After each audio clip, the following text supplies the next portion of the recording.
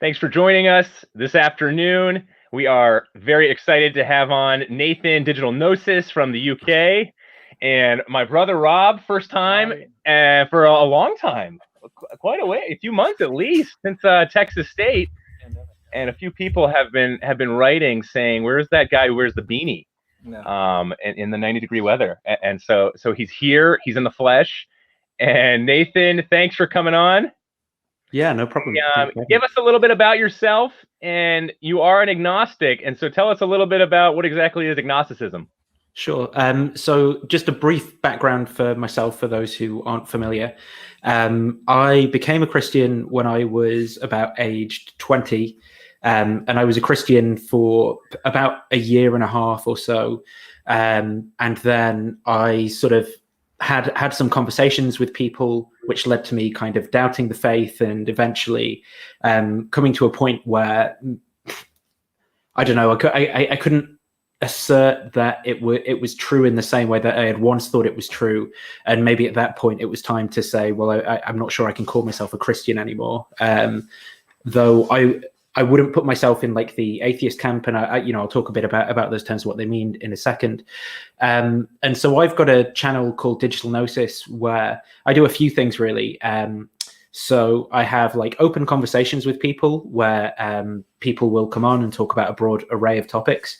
I do interviews with either like philosophers. Recently had a maths professor on to talk about linear algebra, and a guy who'd been through conversion therapy on a campus in America, talking about his experiences with it. So like it's not interviews on any specific thing, but just broadly with topics and people that I find interesting or the audience might. And then occasionally I'll make a video on a specific topic if I think it's something worthwhile to kind of learn about and get out there. So yeah, I'm agnostic. My agnosticism is what I would call local agnosticism. I think there's broadly three kind of groups for either atheism or agnosticism. So I think what you'd call like attitudinal atheism is like, I don't believe that a God exists. So that's not a statement about the way that the world is or anything like that. It's a statement about like my assent to a particular thought about the world. So that would be like attitudinal atheism. Similarly, in attitudinal agnosticism, it's like, well, I don't assent to a belief in God. So like on some days, for me personally, I'll think, well, I do seem to think there's a God that exists, or there's a mind behind reality or something, but I think maybe I know enough from the sciences to say that, well, actually this is a kind of illusion of the way that my brain functions, or cognitive biases, pareidolia and stuff that I see that, which is enough for me to not be confident that that is a true belief. In the same way that, say, this isn't completely analogous, but like if I'd just been outside in the cold making like snowballs or something, and I come in and put my hands under a warm tap, it might feel like a different temperature to what it actually is, that kind of thing.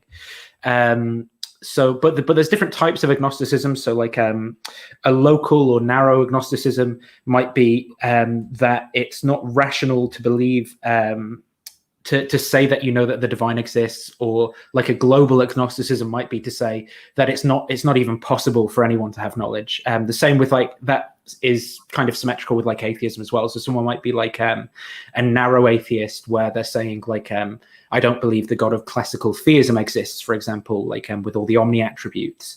Or they might be a global atheist, where they're saying, no, like a God can't exist because of, I don't know, the problem of evil or something like that. Whereas I'm not, I mean, there's various arguments I do and don't think work on all sides, but my position is to withhold assent, because I just don't know enough to be able to make those claims. And that's purely about me. Like you could know that God exists, and I don't know. Like, I'm not making any claims about what other people do. Mm-hmm. So yeah, there's a brief introduction. Yeah, no, that's helpful. That word "no" is really interesting to me, because there's no in the sexual sense. If you go back to the book of Genesis, yada. And then there's no in more so the intellectual sense, and we could think about Gnosticism when it comes to knowledge, and how that has obviously been elevated by many to a very high level. For me personally, when it comes to my faith, and Rob, you speak to it too, I think there's only so far you can get with intellectual knowledge. And at some point, it's not that, like Mark Twain talked about, it's not that, you know, where reason leaves off, then faith begins, but it is more so instead where we get to this point of it's a full-blown trust in who Jesus is, whether he is truly the Lord and Savior or whether he's not.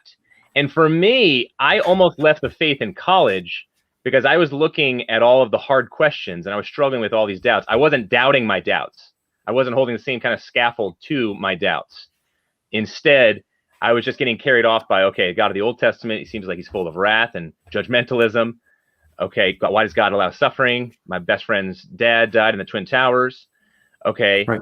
Is there really a place called hell? I mean, yes, I believe Hitler should be in this place, but what about all those others who choose not to believe in Christ?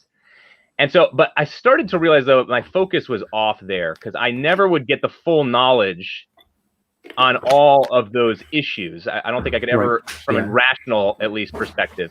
Instead, I had to go after Jesus Christ and understanding his character, his claims, and whether he truly rose from the dead. And then ultimately understanding that he is the airtight argument, if there is such a thing. So if you are to know that it is safe, per se, to become a Christian, or if it's more logical to become a Christian, is Jesus Christ ultimately who he said he was? Did he live a perfect life? Do we find him beautiful, or do we find him more so somebody who is driving out money changers with this kind of wild temper and a really capricious spirit? And so wrestling through those, I think coming back to who Jesus is first and foremost, character, claims, resurrection, and then moving towards those hard questions. I still have questions and doubts to this day. But then I think knowledge with the headspace as well as reason and rationale for me had to move down into heart and living out of the experience and seeing, does this hit my emotions? Does this make sense culturally? Does this make sense from, even a level of talking to other people and listening to their experience? Do they truly have life change, for example, when they came to know the faith? Obviously, there's many hypocrites out there. But for me, I'm like A.N. Wilson, who you probably know, the famous atheist who was buddies with Dawkins and Hitchens. And he started out being a Christian, but then he turned away from faith, wrote a best-selling biography. And then he was going out to a bunch of dinners and hanging out with Hitchens and Dawkins, and they were just elated that he was an atheist. But then all of a sudden he came back to the faith. And there were two reasons he came back to the faith. One was beauty, arts, justice, human rights, all of those things that they're intangibles that, say, naturalism could not speak to. And then the other one was deep character change that he saw in Christians.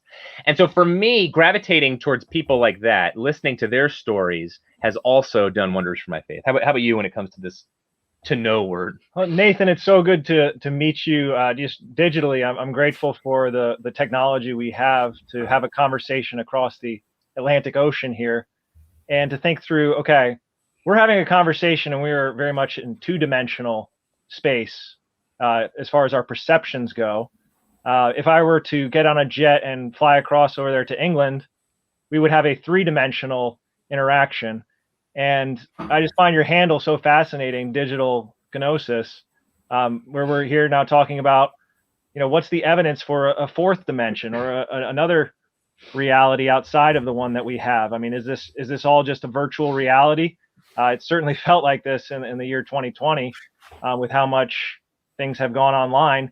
And these types of conversations help to blow up echo chambers that are created by people who really don't have the time to disagree with each other, to have conversations about atheism, theism, agnosticism. You mentioned that you became a Christian at the age of 20 and that you left the faith after a year and a half.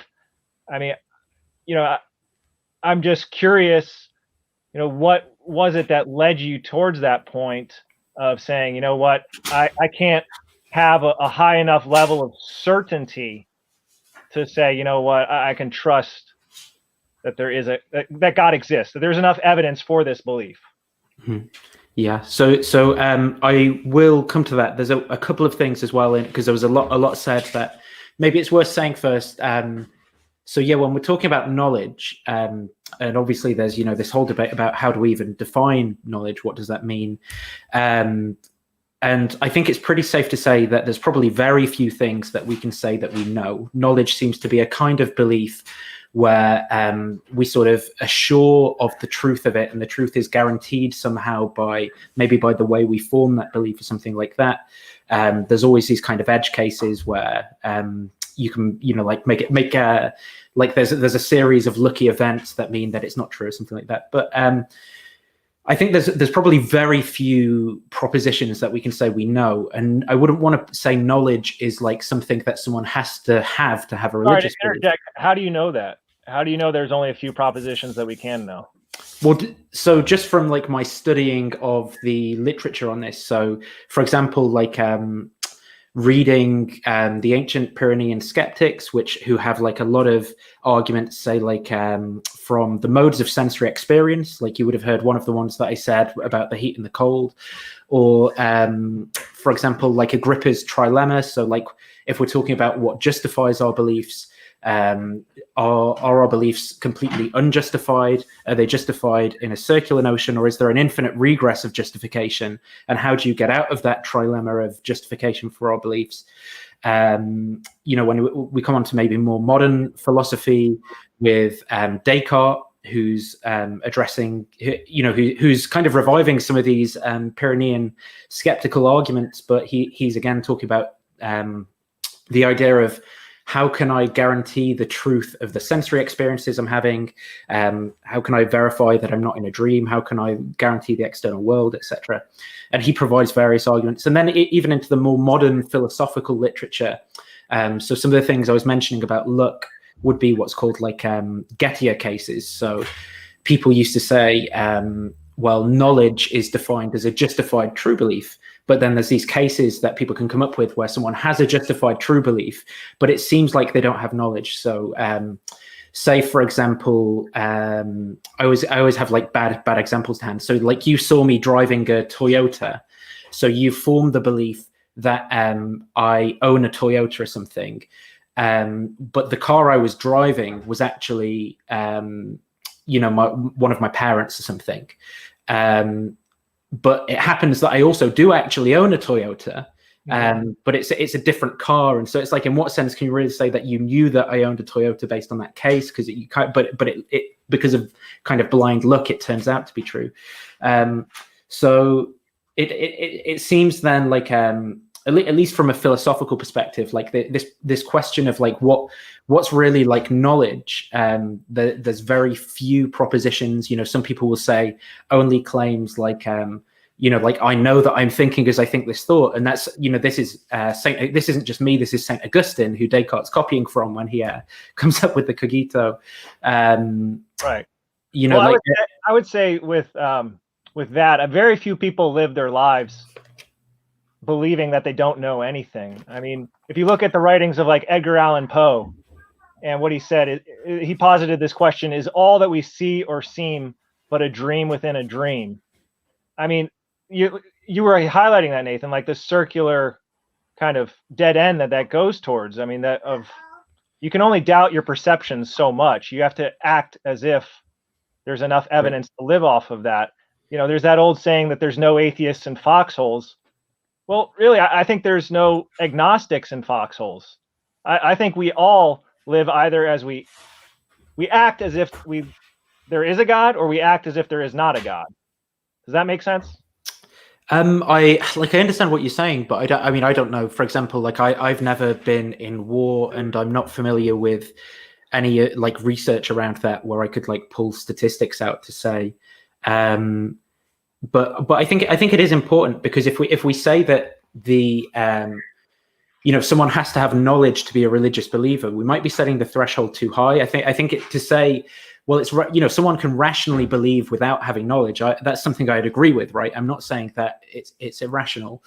Maybe it's not too productive to get like bogged down on that point. It's just for me to say that my personal position isn't that I'd have to have knowledge to be a Christian. It's just that I think as I'm kind of like weighing these things up probabilistically, that the probability doesn't fall on the side of like Christianity being true for a variety of reasons.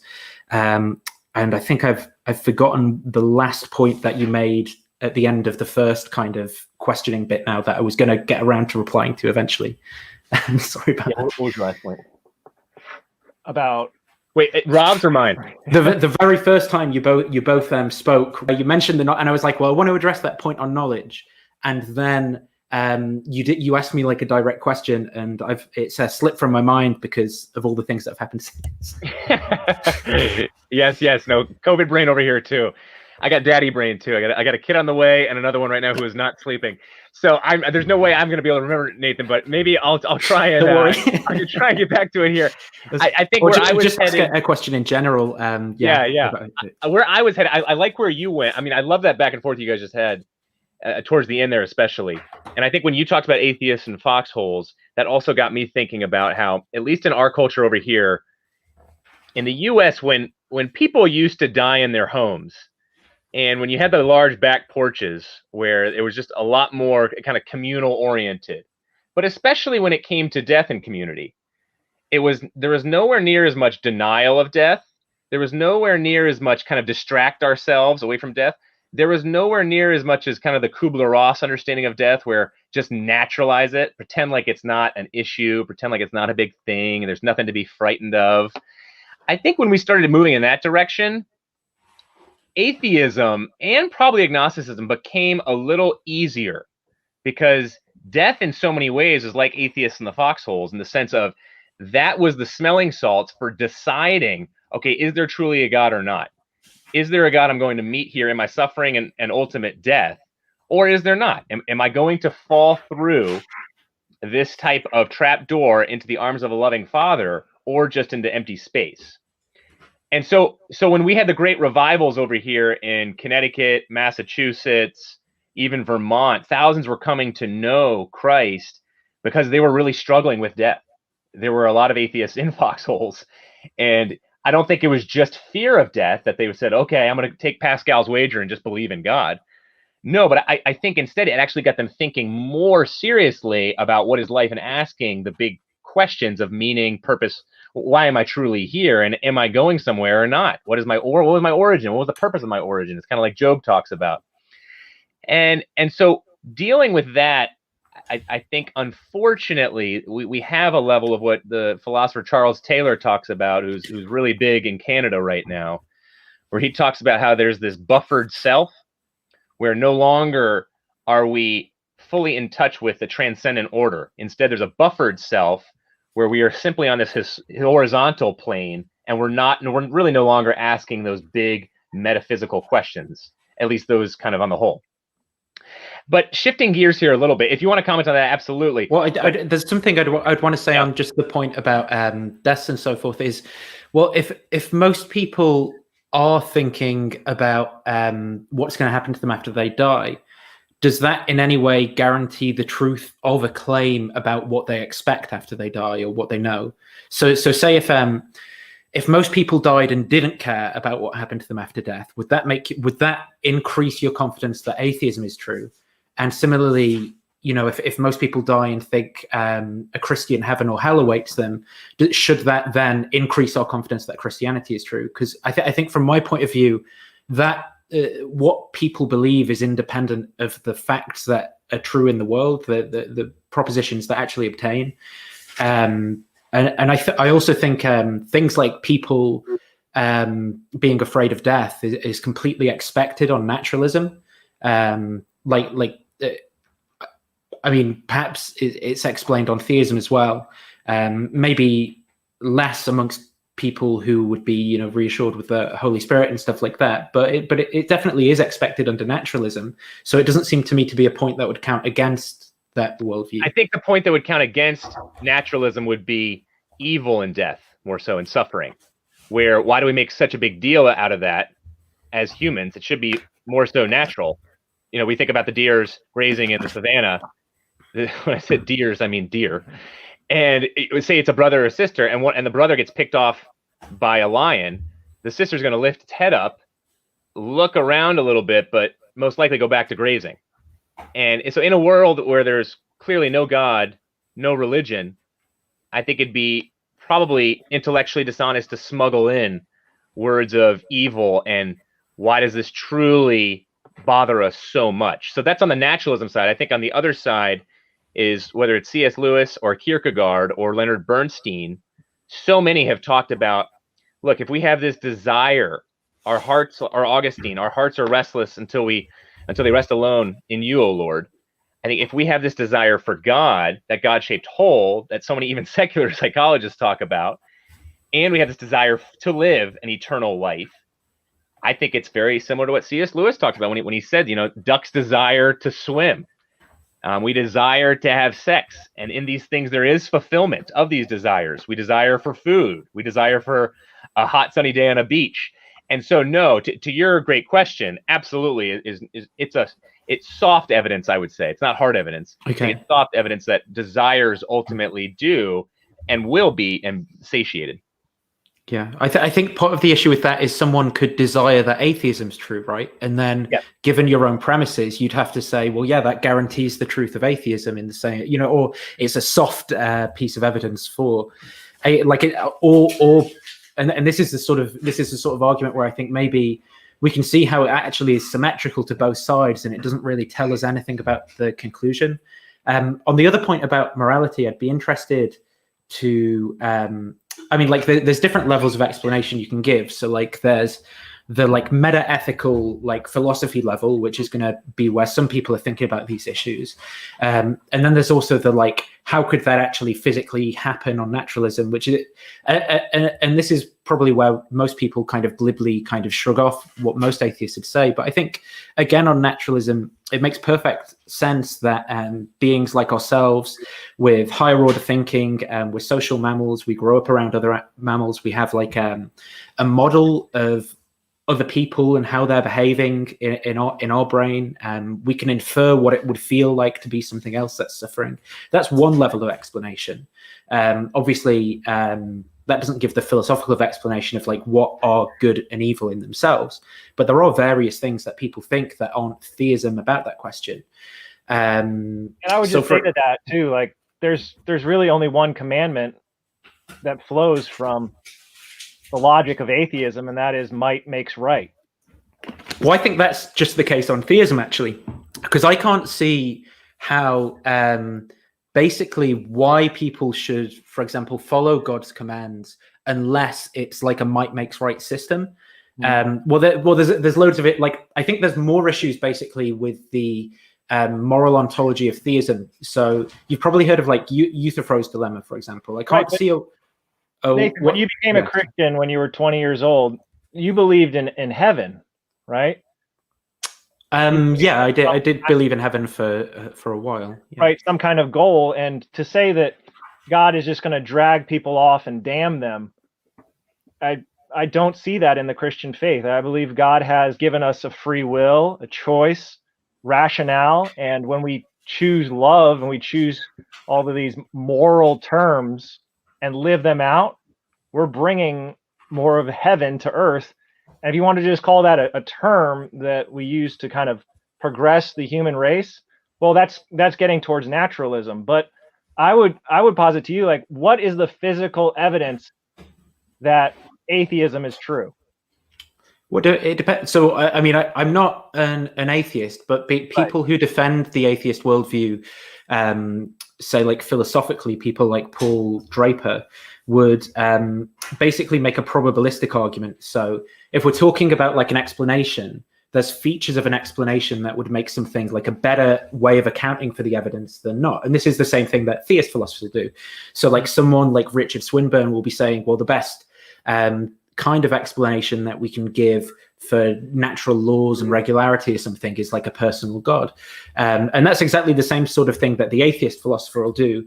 Well, they'll say basically what they call source physicalism, by which they mean that minds, that there was matter preceding minds, or something like that. And I can't remember the other condition. Right, like a watch and a watchmaker.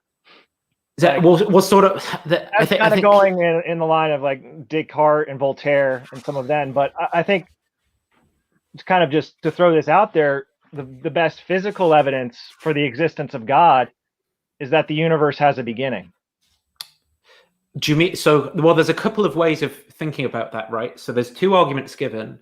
One would be the contingency argument, and one would be a Kalam cosmological argument from vertical causes. I don't think that the kalam can work from horizontal causes, because the way that basically that it's predicated on what's called like an A theory of time for the universe to begin to exist, which is like an eternal present. I don't think that's true for a few reasons, but I think what the physical models describe is basically that there is an earliest point in the 4-dimensional vector space in the earlier than direction, right? So that's just to say that there's a first point in this 4-dimensional like vector space. Now, but a contingency argument is something different. You're kind of summarizing Einstein's general theory of relativity, right? But more like how we think about causation in physics. So what those arguments are doing is they're saying, well, everything that begins to exist has a cause of its existence, and then they're tracing back that chain of causation to say, like, well, at the start, there's a first cause, that's God. Now, the ones that work from what would be called like an efficient cause, like a physical cause, like, you know, 1 billiard ball hitting another, I don't think that kind of argument works. But the one that says that that works off of something called the principle of sufficient reason, which is to say that everything that exists has an explanation of its existence, either in the necessity of its nature or in the cause of its existence. I think that one works, because then you've got to say, well, for the whole 4-dimensional vector space, what's the explanation of its existence? Now, I don't personally think that you can get to a God from that, or even especially like I think to get to a theistic God, because you're adding on these auxiliary hypotheses to the explanation that don't need to be there. But what I do think is that is one of the stronger philosophical arguments that could work for saying that there has to be like this necessary thing. But I don't think you can say much more about it than it has to be a necessary thing. Like, it's a far cry from like an incarnational God or a Trinity, or especially like particularly weird theological disputes that might go on in the church. Right. No, we're just staying on, is God real? Right. I mean, that's the part we want to stay with first, because I think that's like a whole nother subset that we could go at, because I think that there are reasons to see the evidence that it's pointing towards a creator, a mind behind all of the intelligence and the patterns of order within this universe, and the fact that the universe is expanding and growing colder. And thankfully it's expanding and not collapsing. I mean, I think we wouldn't be having this conversation if it was. But our faculties, our rationality, our consciousness, our reasoning and ability to even have this conversation through language and understand those types of meaning, does that not point towards a rational, reasonable creator behind all of that? I think behind that, I mean, too, that goes back to, Nathan, your point on naturalism as well. I mean, when we think about reason for a second, think about reason in terms of and rationale and consciousness, like you were saying. From a naturalistic perspective, it doesn't really make much sense, because we are driven to survival of the fittest, but also to reproduce. And there's nothing about evolution or naturalism per se that tells us anything about why we should be reasoning animals. And so naturalism can't speak to that, but many naturalists as well as evolutionists are saying it's kind of a naturalist of the gaps explanation, where we're going to figure out that whether it's consciousness or why we are idea-making reasonable human beings at some point in the future. But I think there's a lot left unsaid when it comes to those as well. So I think that there's a ton going on here, right? The first thing maybe to say would be that, so there's no way of like accounting for this on naturalism. I think we would expect it on naturalism. Maybe the first thing I should do is respond to what was being said about just us having rationality or being here and thinking and stuff, because it depends on what kind of inference you're making. So I think the inference that some theists will make is, say, from the fine-tuning of constants that allow life or something to a god, or from like you can't offer a scientific explanation of natural laws. Now, I personally don't think these arguments succeed, but that's one way of going about it. Another way of going about it would be like an argument from analogy, which would be to say that So biological organisms are like means fitted together friends. So like the eye is like things fitted together for the end of seeing or for rationality or whatever. And you'd say, well, what else do we know that's like means fitted to ends? We'll say, I mean, I don't have a watch on me, so I'm going to have to go with the less elegant example of like a screw bottle top or something. But like, so we say, well, so something like a screw bottle top, we say, well, that's means fitted together for ends. And the thing that brings that kind of feature about in reality is it being the product of a mind. And so we can infer, because like effects have like causes, that the reason that we see means fitted together to ends in biological organisms is because they're the product of a mind. I don't think that kind of argument works. Basically, it did work before we knew about natural selection, but now we have an explanation that doesn't require a mind. So the premise that like effects have like causes is the one that fails there in that argument, because the effects don't. That, you know, we've got a different cause now that we can use to explain that. Just in terms of like, what would we expect on naturalism? So I think there's a problem, maybe a difference in how we're thinking about this. So I think often in these arguments, what happens is I can't like, so my worldview isn't trying to necessarily offer an explanation of absolutely everything. It doesn't claim to do that. And I think for some of these questions, like, you know, a complete theory of physics, or how does consciousness work, there's like three conditions we could have. So we could say, well, what's better, a true explanation, a false explanation, or no explanation at all? And I'm happy to say, well, a true explanation is obviously the best of these things, then no explanation, then a false explanation. But I often found in these conversations that theists actually put the false explanation above no explanation. I think it's kind of this discomfort around not being able to completely answer the question.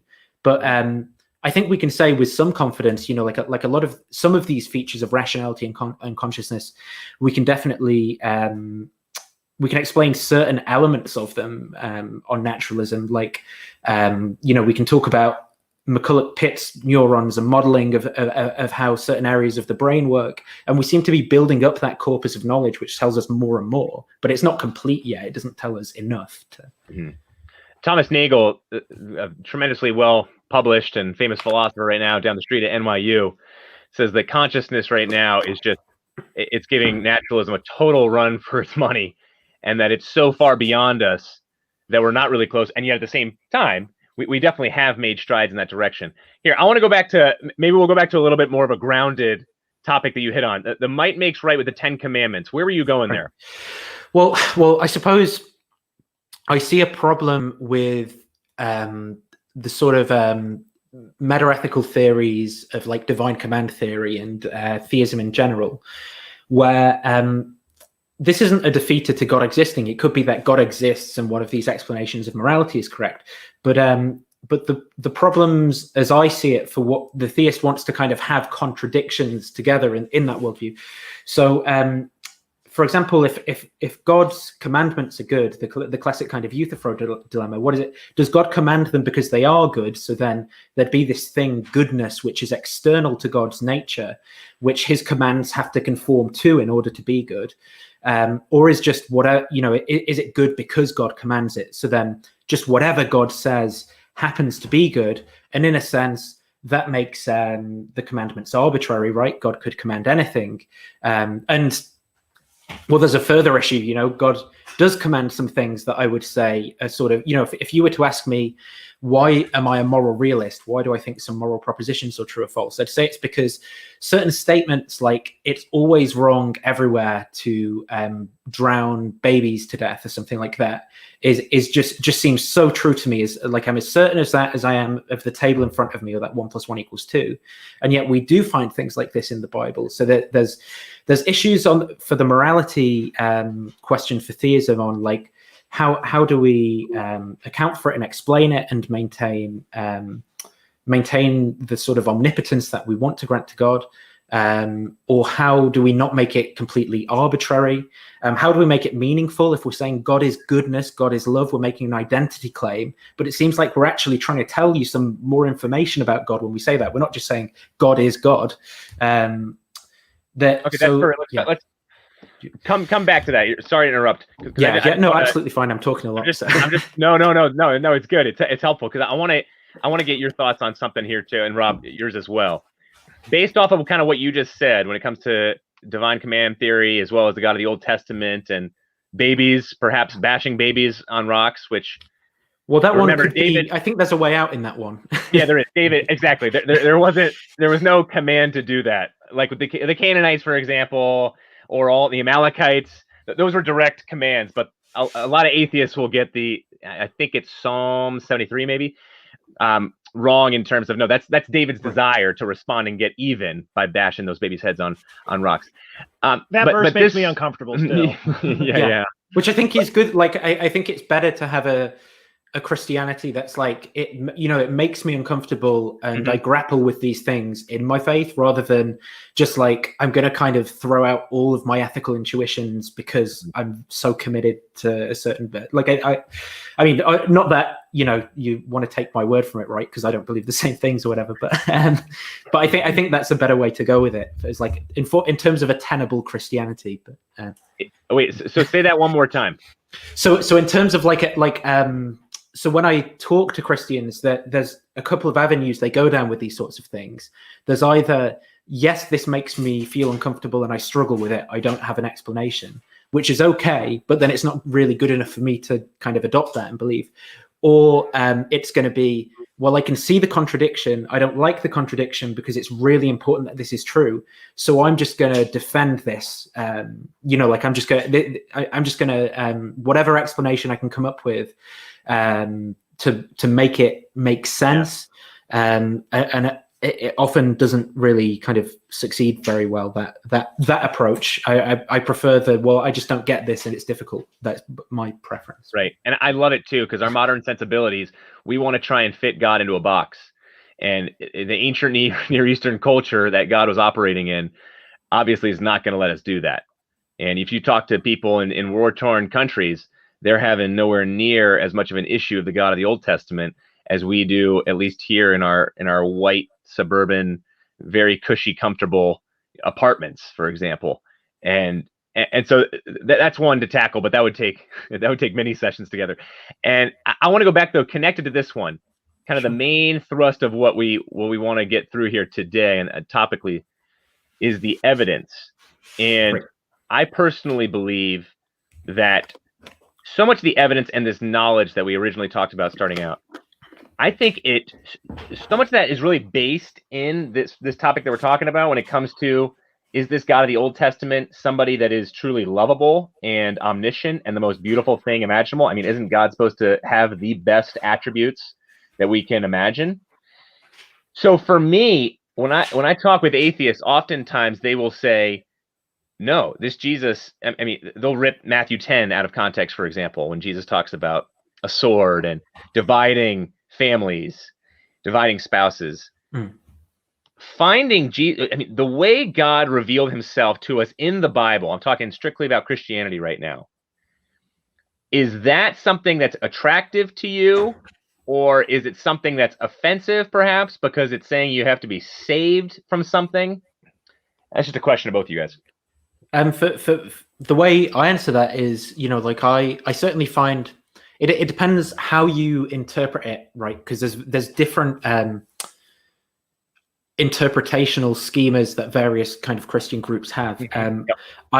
So I'm not too much on board with the Southern Baptist type interpretation or the Calvinist type interpretation.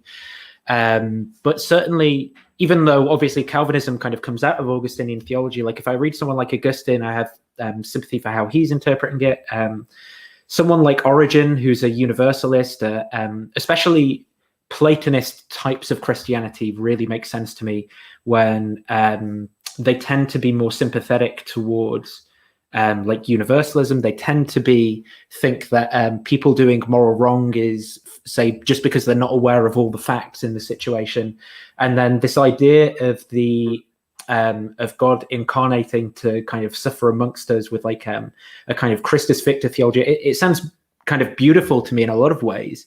The problem is sort of don't think it's true, though I find it compelling. Like there's lots of things I find compelling, lots of stories. I would just raise like the accommodation argument, right? Like we're having a two-dimensional conversation here. Like if I were to fly over to England and have a three-dimensional conversation with you, there'd be different dynamics to it. You would perceive me in a different light. Right. And so the accommodation argument is just from very old, is saying that God became human in order that we might know God. But really the question, I get that, but the question is, why ought I think that's true? Like where it's not to do with do I find it compelling? In fact, the fact that I want it to be true, that I want it to be compelling, should be a reason for me to think, actually, I'm biased in that direction. Am I going to accept evidence that isn't quite good enough for the, like if I really wanted someone to be into me or something, or I really wanted, I don't know, to get a position on a sports team or something, maybe I'm going to ignore the warning signs of things being wrong because I want it to be true so much. And the question for me is like, yeah, that's a beautiful story, but there's a lot of beautiful stories out there. And why should it then become more than that? Why should I suppose it's true of the world? Mm-hmm. And I think that's why you go back to, are the Gospels reliable? What is the evidence for them? What was the claims and the character like of Jesus Christ? What were the character and claims like of Muhammad, of Buddha? I mean, Buddha's was great. Houston Smith, who wrote kind of the top book on world religions, said the two most powerful as well as just world changers in history were Buddha and Jesus. And they weren't just asked, who are you, but what are you? And Jesus was the only one who claimed to be God. And so he has the standard. Well, it's important to say who the evangelists wrote claimed to be God in some of the Gospels, right? Because the problem is we've got to come to that belief without presupposing it, without assuming it beforehand. So it's like, at what point? Can you do that right there? Sorry to interrupt, but can you do that? We just said, how can you make that statement without which statement? Sorry, the one that you just did, saying that we have to come to that without presupposing. Well, just because it's like a formal logical fallacy. If begging the question is on the table, then I can just beg the question of any position, right? I can just go, well, the conclusion that Muhammad is the prophet of God is true, and I just presupposed it, and now everything makes sense retrospectively. But isn't that self-refuting to say that the origin of an idea is what like you're saying that's what discredits it by itself? It's like, well, what's the origin of that idea? That no, it's the fact that you're supposing the very thing that you're supposed to be showing is true in like the reasoning for it being true. So like if you're I don't know, asking me why Manchester United is the best. I'm not into football, but you're asking me why Manchester United is the best football team. And I go, well, the reason Manchester United is the best football team is because Manchester United is the best football team. They have the best players and the best stadiums. So Manchester United is the best football team. And it's like, well, I only got to that conclusion by assuming it in the premises.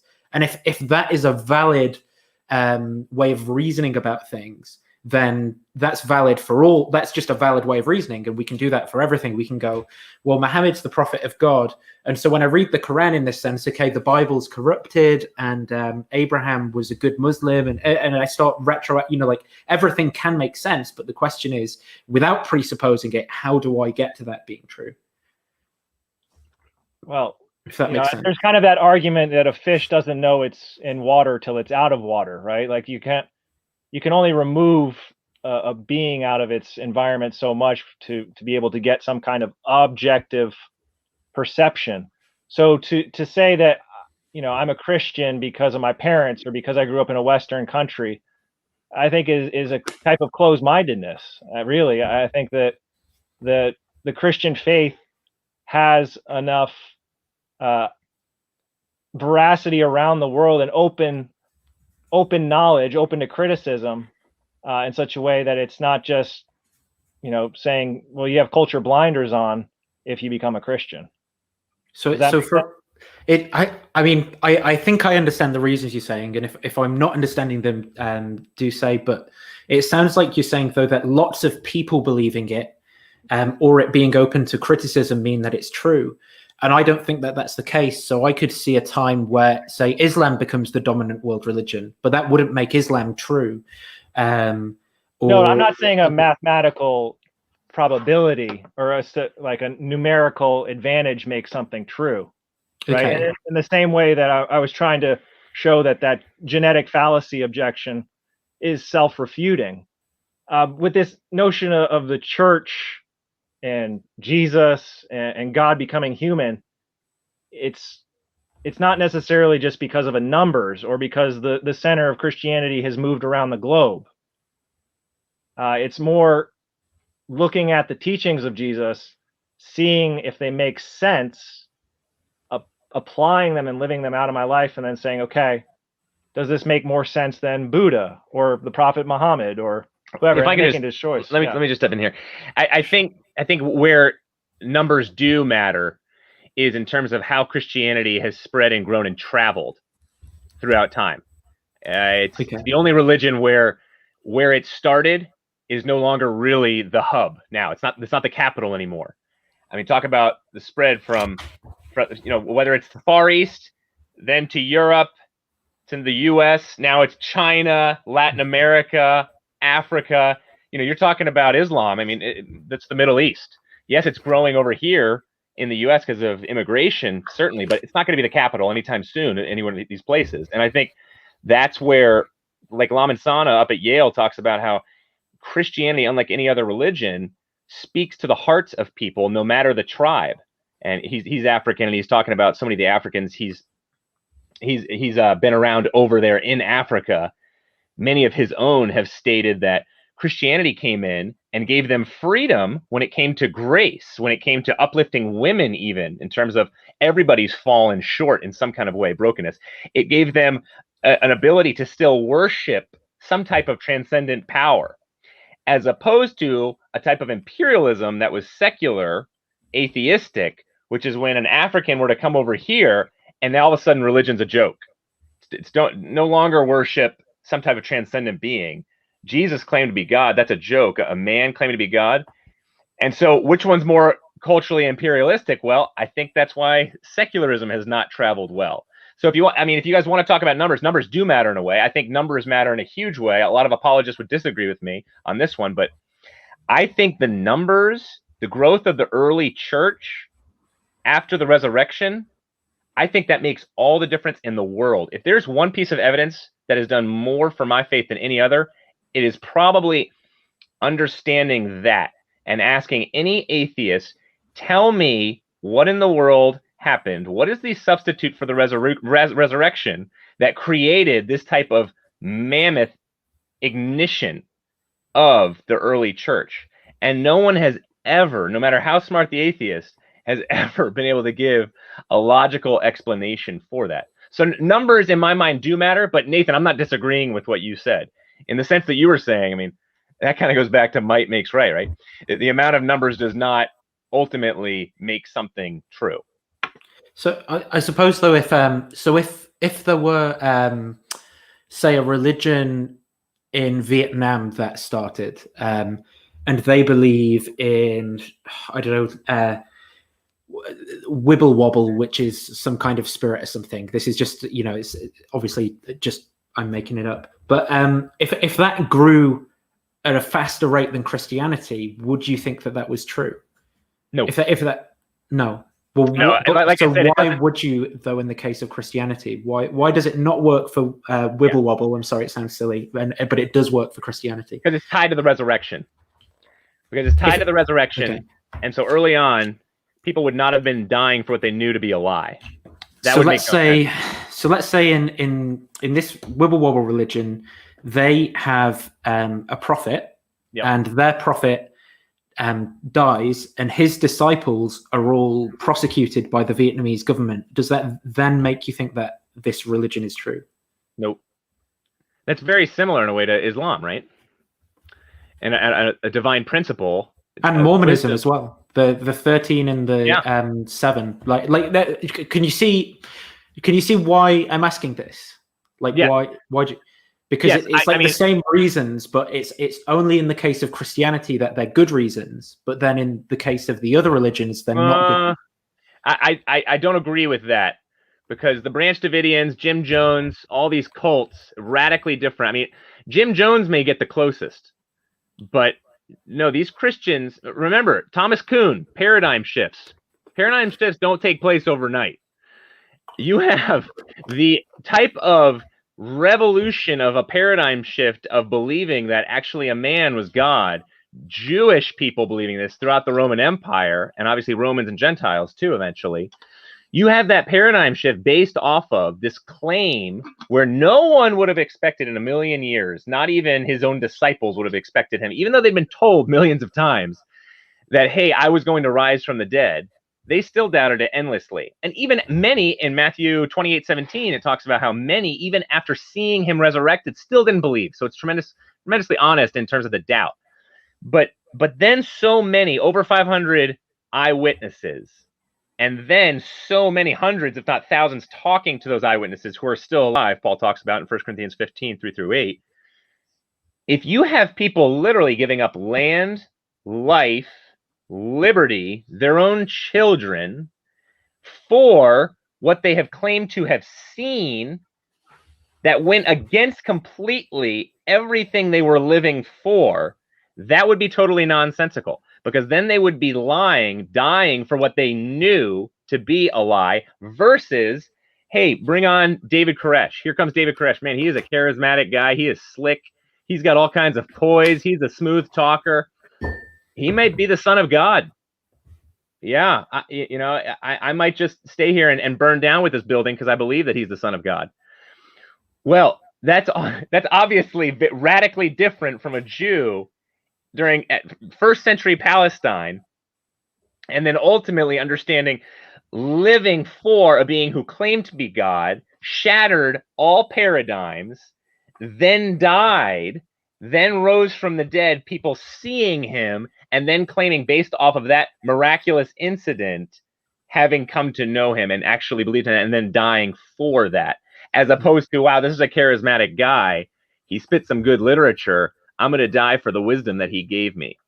See the difference there? It's pretty radically different. Well, I think the difficulty, though, is, so do you remember in the last conversation we had when we did like the library thought experiment, where it's like, so if we're in a library, right, and there's a document that comes to us and we open it up on the page and it says, my great great great great great great great uncle, he walked off a cliff and he flew. He just flew. And of that initial piece of evidence, where do we put it? Like towards fiction or towards non-fiction? What were your thoughts on that? Well, if your uncle was one of the Wright brothers, it'd be probably true. No, right? It's unaided. Like it's my great great great great great great great great grandfather. He just walked off the edge of a cliff and he just flew completely unaided. And that's all we have so far in this book. It's just one eyewitness testimony of your grandfather flying. Well, so far we've just got the claim right now. Right. So, but then we turn it to another page. And there's an early creed, and the creed says that first there were 12 who saw it, then there were 500 who saw it. At that point, do we shift it towards nonfiction or do we shift it towards fiction? What do you think at that point? I think that goes in line with the book by Dan Brown called The Da Vinci Code.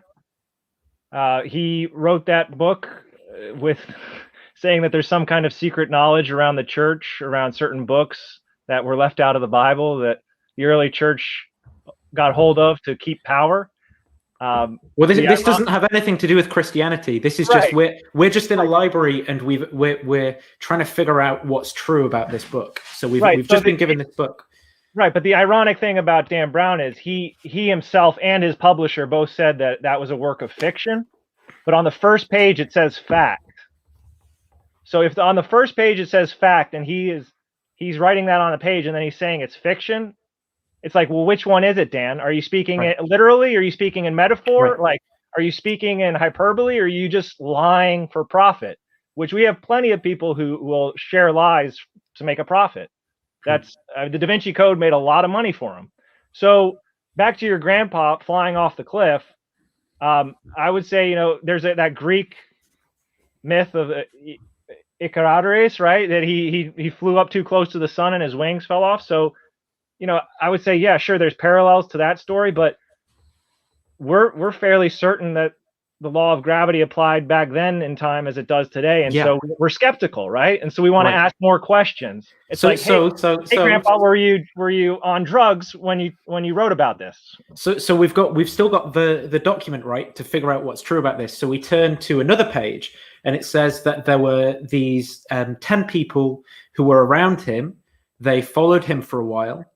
They watched him do this. And then they were persecuted and died for their beliefs. Are we more likely now to believe that it's true? Nudge it towards fiction or nonfiction? I would, it's hard to know what the motive and intent of a person is, right? So you look for evidence to their trustworthiness, to their reliability. If the person said this about it, you're going to ask them follow-up questions. You're going to say, okay, what's this? How coherent is this writing? Like, is he talking about flying off a cliff one moment, and then the next he's talking about, seeing trees walk? Or a woman on a dragon coming from the heavens with this, Right. I mean, which, I've been reading Lord of the Rings again, and there's a lot of that stuff. But I think, in the same vein, you have to think about, okay, this literary style, the coherency of what the writer is talking about, it either is going to lend weight toward it being trustworthy or not. Mm-hmm. And do you have any other? Yeah, I mean, again, I know I've said this a couple times now. I'm just going to say it again. Character, claims, corpse, reliability of gospels, the cumulative evidence of that, does that show that Jesus Christ is the Son of God? See, for an atheist, a few I'm going to be debating here coming up, they love to say it's just not enough evidence. God is not black and white enough. He speaks in parables, for example. I mean, why doesn't he just give us the black and white direct truth or falsity? And obviously, speaking in parables, in order to orient us to the truth, rather than simply hit us between the eyes. Although at times he does that as well. And see, some of these atheists would say, well, see, that's God just being hidden, and that's not enough evidence for me. And much of the time, I would agree with them. But then I would ask them back, okay, well, how much evidence do you need? They don't have an answer. They have zero idea. So it's very similar to what you're asking me in a sense, in terms of how much are you going to calculate? Then based off of what you calculate, are you going to make that step of logically believing? But then it's just like the whole analogy of tallying up on a piece of paper about a woman you're going to marry. Okay, they have all these stats, all these great qualities, their hobbies were in line, but am I going to take that step of marriage or not? And unfortunately, so many atheists and agnostics I meet, it's just so clear that this is going on. It's scary. And I'm not saying you, Nathan. I think you are a genuine seeker. And it's great, too, that you've been a Christian before. And, I'm a once saved, always saved kind of guy, so I think you're still saved. So, no, I'm just kidding. We worked through that theology. That's a challenging one. So I think it's just very important to remember that it's way more so. We're not just brains and vats. It takes emotions. It takes sociology of knowledge, understanding how are we being influenced from other people. In your case scenario, for example, I mean, we always have to have that scaffold and be measuring ourselves to a level of standard where we're being honest. But to your point, no, I don't think if you were to ask me straight away, so I don't skirt the question, if it was yes or no, I don't think that would probably be quite enough evidence. Right. But what's enough evidence for you, though? What would be enough evidence for you to say, okay, I'm not going to be an agnostic? Because I don't think you're one of these agnostics who says, there's a sunset in the background, and I'm going to get to that sunset, but never really get there because it's going to keep receding. I don't think you're like that. I don't think you're like the agnostic, the 67-year-old man who came barging into my office one time, yelling at me, saying, I gave up. I gave up because now I worship some type of God. And I looked at him and I said, bro, you worship too, man. You just worship the search. I mean, we all worship something. And he didn't really have a response to that. He was a little convicted by it because he realized, wow, I'm actually purposely not settling for anything because this is so much easier. But I don't think you're like that in the slightest. But in order not to be like that, you do have to wrestle with the question of how much evidence is enough evidence. So would you say like something found in the Bible as evidence for someone else would be good enough? So like in 1 Kings 18, and I don't know if you're remembering off the top of your head, but like for Elijah with the, if you took some logs, doused them in water, prayed to God, and he sets them on fire, would that, is that something that could be done today? And if so, why could God do that for someone's unbelief, but for example, like not? Because that definitely would cause me to believe, if you could do that. Oddly enough, he was doubting God the next chapter later, and Right. Oddly enough, he wanted to kill himself. He was a suicide attempt the next chapter later. Right. And then the angel of the Lord had to come to him, and that's a great little passage there on mental health, because he doesn't come to him and say, "Hey, just start praying, get connected to God a little bit more. Feel guilty about not being religious enough." No, he comes to him and he says, "Here's some food, here's some drink. Now go to sleep." Now go to sleep. That's one of the best ways to deal with the depression. And he also encourages them, saying, "Don't you understand? There are many who have not bowed the knee to Baal." So I think there's tremendous honesty there. See, I think the complexity of that, just like Jordan Peterson talks about, the complexity of that story, the nuance of it, and how that speaks to our mind, will, and emotions says something. Doesn't mean it's factually true, but it says something in terms of that evidence. But to your point, no, I think just like my friends who have had these experiences where they've seen limbs that have grown back, no, I have a tremendous level of skepticism when I listen to their stories.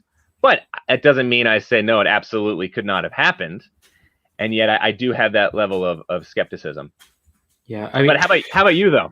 So I mean, I guess I think I have different explanations, right, for why those kind of like miracles and things. I don't know if you ever saw the James White debate, where a guy, and I don't particularly agree with his style, but where he brought out the lighter fluid, and he says, at the end of is it Mark 16, the last bit where it's about drinking poison, and so he literally goes, just to drink this whatever it was, and obviously there's ways out of that, right?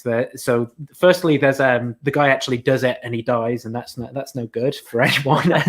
But there's also saying that bit of the Bible shouldn't really be in there, or it's apocryphal, or whatever. I'm not handling poisonous snakes anytime soon. Yeah.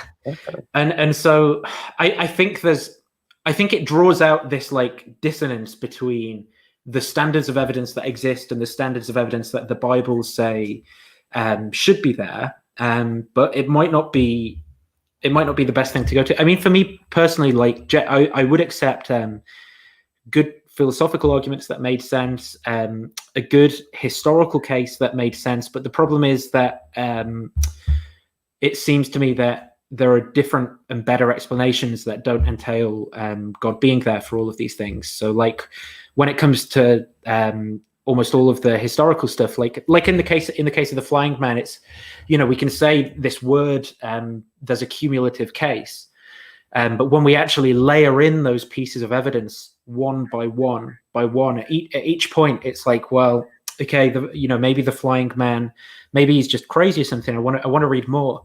Okay, the early creed, well, that doesn't quite mean it's true. Or the 500, well, maybe that, and I'm not saying that these are my explanations for the evidence that exists in the Bible, but when we layer it in one by one like that we're not really jumping to saying, the guy actually flew at any of these points. The cumulative case doesn't work. And the way that you view that with the flying man is kind of the way that cumulative case is with Christianity as well. So you're saying if there was no hole in there, that would be enough evidence. Well, it's not certainty. It's not absolute certainty. But the problem is that there's a miracle claim at stake here, right? So the evidence, the denial of the evidence should be less probable than the likelihood of someone raising from the dead, or regardless of the other kind of raisings from the dead and spiritual claims and miracles and things in there. So we'd have to say, that the probability of the quality of evidence we have being false was the probability of the evidence we have being false was lower than the probability of like these miracles and things actually happening. And I just don't think we can say that for the claims that we have.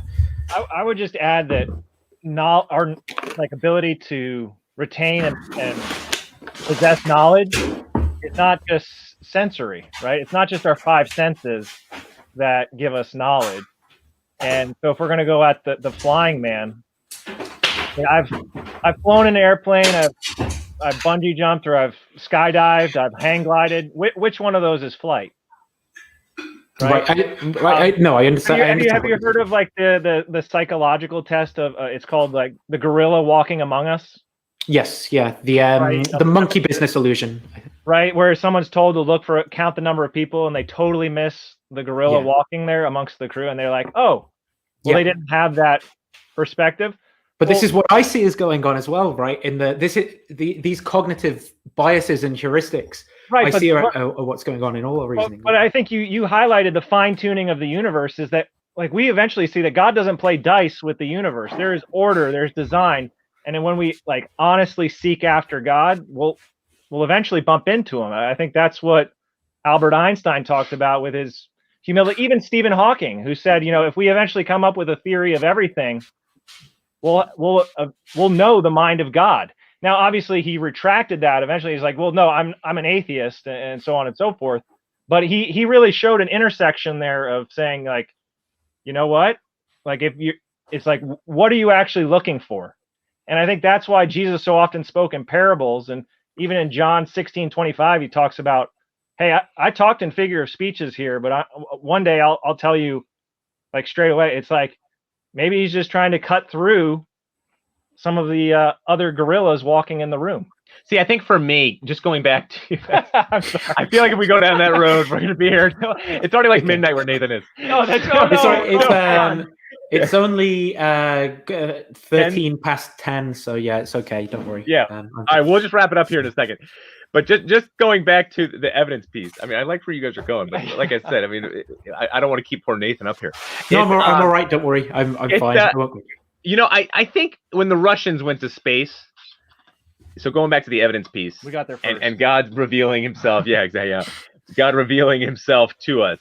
When they went up to space, and they were partly tongue in cheek, partly serious, saying God's not up here, so don't believe in him. I don't think that's how God truly operates, and I don't think that's how we're to discover God. Nathan, I doubt that's how you think we are too either. But I think in more so, I think if there is a God and that God wanted to relate to us and have the best type of relationship with us, and ultimately an eternal relationship, then it would be more like Shakespeare and Hamlet, where he'd be writing himself into the story. And that's exactly what obviously we get with Jesus Christ. Or it would be, for example, the whole incredible idea of if there was a king and he fell in love when he went to the streets with a poor beggar, and she, obviously, there was a huge gap between how in the world is this going to happen in terms of the caste system. And if he would have had her to simply up to his bed to sleep with her, then obviously it wouldn't be love. She would know that. There would be all types of issues when it came to manipulation, coercion. But instead, the king dresses up like a beggar himself, goes down to the streets, and they fall in love by forming this type of bond where there isn't any type of manipulation going on. Now, the illustration can break down because you can say there are other forms of manipulation potentially with two beggars.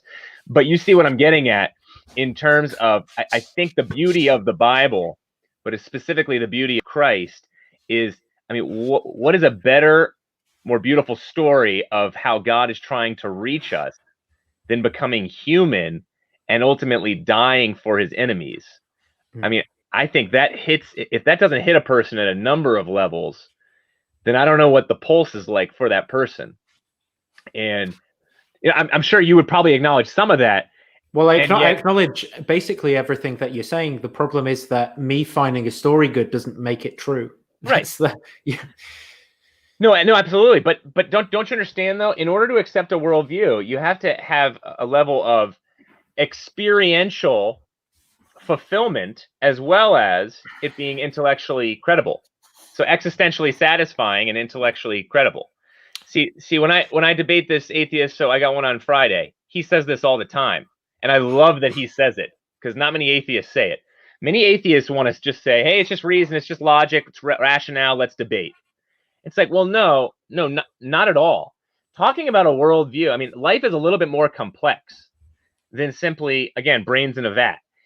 Instead, life is all about how do we wrestle with, does this worldview of mine actually work out in my day-to-day, mundane sort of living? Because that lends a level of credence and evidence for it. But, like you said, all these examples I've been giving, those aren't supposed to be arguments for the existence of God. Those are supposed to be, instead, hitting the, is it existentially fulfilling? Because you're talking about the intellectually credible side of it. But if I was a Muslim and I found it intellectually fulfilling, existentially fulfilling, would you want me to remain a Muslim? Would I want you to? No, I'd want you to find the other side too. Is it intellectually credible? Or what if I was a Hindu? You know, like is Hinduism existentially fulfilling for Hindus? Oh, certainly, especially Buddhists. It's tremendously, I would say. Hindus, it gets a little challenging because you have to worship so many different gods. There's a lot of milk you have to pour on statues. And when I went to my Hindu temple once, and when I say mine, I hold that loosely. Just anybody listening, anybody from my church listening. It was not my Hindu temple, but I went to a Hindu temple once, and they had to sing one chant for, I think it was 48 hours straight without taking a single break. And if it was for the new year, and if they messed up once, they had to start over, and they would have bad luck for the new year. So that type of legalism and works righteousness, you had to do all these things for the gods, is so radically different from grace that you get through the Gospels in Jesus Christ. In modern evangelical Christianity, but of course, you know, in the Mediterranean Sea, there's Mount Athos with all the Orthodox, Eastern Orthodox Christians on there, and there's all sorts of Roman Catholic nuns and monks and so forth who are chanting day in and day out. And I know you don't think that their theology is correct, but I think that they have almost all, pretty much all the same reasons that you do for most of what they believe. Yeah, I think it's so denominations and differences when it comes to creeds as well as tradition. It's in one way very sad, because 3,300 of them shows that there's been a lot of divisiveness. But in another way, it's very beautiful, because in some sense you get different denominations. For example, the Ethiopian eunuch most likely was black, obviously in Africa, and then the disciples had differing stances on minor issues as well. So it's sad in the sense of Jesus had to bend over backwards so many different times to say, hey, let's just be one. Let's just like love each other. But then at the same time, it's beautiful in the sense of there's different cultural creeds that lends itself to people being able to be their own. Like the Black church here in the US celebrates and has a vibrancy unlike any other denomination that I've seen. And that's part of the reason why they've been the strongest church in the US for so long. All that being said, I think it comes back to 1 Corinthians 15, 3-8, when Paul, just highlight that chapter. When Paul talks about this is of first importance, and then he goes through Jesus having lived, died, rose from the dead. That's the majors that St. Augustine talked about. And that's why he said unity on the majors and then grace on the minors, which are some of these things like Eastern Orthodox, for example, all the emphasis they put on Melchizedek. I know nothing about Melchizedek, and yet they love him. So those are, obviously, it takes that kind of wrestling, but there are majors that the creeds get after. Obviously you get the Nicene Creed and so many of these different creeds that are all central early on, before the 2nd century, showing, some before the 3rd century, showing, though, directly connected to all that Paul says and all that Jesus obviously talks about too, in terms of what are what's the real central message of the gospel. Rob, you want to close us just so we can let Nathan go to bed here? Nathan, I wanted to ask you too, are there like 1 or 2 books that really have kind of been a bedrock for you with agnosticism? Not particularly. I mean, Pine Creek Doug's channel is probably he's the guy who led me to hell. But yeah, in terms of, I mean, like, so one thing, I think it's more a conversation style of something called street epistemology that is what led to me doubting. But the problem is that street epistemology gets tied to this book by a guy called Peter Boghossian called A Manual for Creating Atheists. And I disagree with a ton of the stuff in that book, the way that they view, the way that he views religion. Like, I think religious belief can be rational. And like he just says a load of weird things in there. Like, there's one where there's a woman who is like begging for money or something, and he's in his car and he's got a scar on his stomach, so he lifts up his shirt and goes, "Oh, the last time I spoke to a woman, this is what my wife did to me." And he says, "This is an example of meeting people where they're at." And it's like, that's, not quite my idea of meeting people where they're at. It's a bit sort of so I wouldn't necessarily endorse that book. I mean, I know you've read a lot of C.S. Lewis, and maybe you read J.R.R. Tolkien. Right. There's another author I really like, George MacDonald. I mean, he's Scottish, forgive him, but he works through a lot of some of these challenges, issues with the Christian faith. And so that's been someone I've read lately who's helped. But I ask because I think that agnosticism is such a popular position today. So I want to know what's like kind of an authoritative I don't think you guys look to, or just a conversation thread. Well, I don't even think it's a homogenous group. Like, I get flack from both sides because I want to, I'm putting up opposition to some of the things you guys are saying, but I'm also putting up opposition to say people like Aaron Ra when they want to define religion in a certain way, or they want to say, on the one hand, well, my atheism is just that I don't believe, I'm not convinced, but then also make all these claims about it not being true in the world, which are two different things with different burdens of proof. And like, you've got to be consistent with that. Is it fair to say like atheism and theism both have a mix of reason and faith with them? And then I don't know. I don't know if like faith, decisiveness. I don't know if faith is the right. I mean, I would say that there's just humans, and humans believe things for good reasons, bad reasons. We all share the same kind of biases. We want some things to be true. We want to believe the same things as the people around us in a community. We want to be like accepted. We don't want cognitive We dissonance. also all have an idea of eternity. Maybe isn't that a kind of an anthropological phenomena? This notion of eternity across cultures, countries, and everything else. I don't really know that it is, but like definitely religious phenomena in general, or thinking about death and the afterlife and stuff, is something that's cross-cultural. Mm-hmm. But I mean more in terms of these like cognitive biases that people have.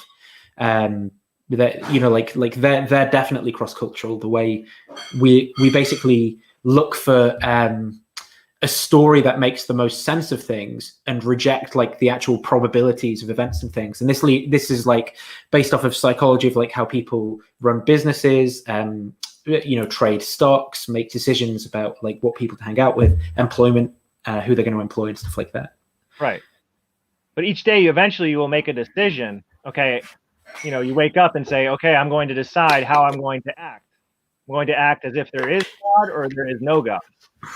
Well, I mean, that's kind of laden with what you mean by that. So, I mean, I would say I act in accordance with what I see as morally good, and you would say that that's me acting theistically. But I think that the natural explanations for why I behave that way is a better explanation than the God hypothesis in that situation. And then, I mean, you would have a burden of proof to show that. And I don't think that burden is like met by any arguments I've come across, or to say that I'm acting as if I believe in God when I'm more just acting in as morality appeals to me, which doesn't have any kind of notion of God in there, really. Awesome. All right. Thank you, man. This was great. Yeah, I appreciate having the conversation. And did you see? Doug said he'd talk to you as well in the chat. Yeah, Doug, let's do it, man. Sounds good. I'll if anybody else wants to send me an email too. Oh, you didn't. You dropped an N. Did I drop an N? Yeah. No typos. No typos. We don't have our producer here, so things get ugly real quick. But all right, brother. Appreciate you. Yeah, no, thanks for everything. You've been really nice in this conversation. I hope it's been productive. So. Absolutely, for sure. Have a great one, and we'll keep in touch. Yeah, great. Thanks.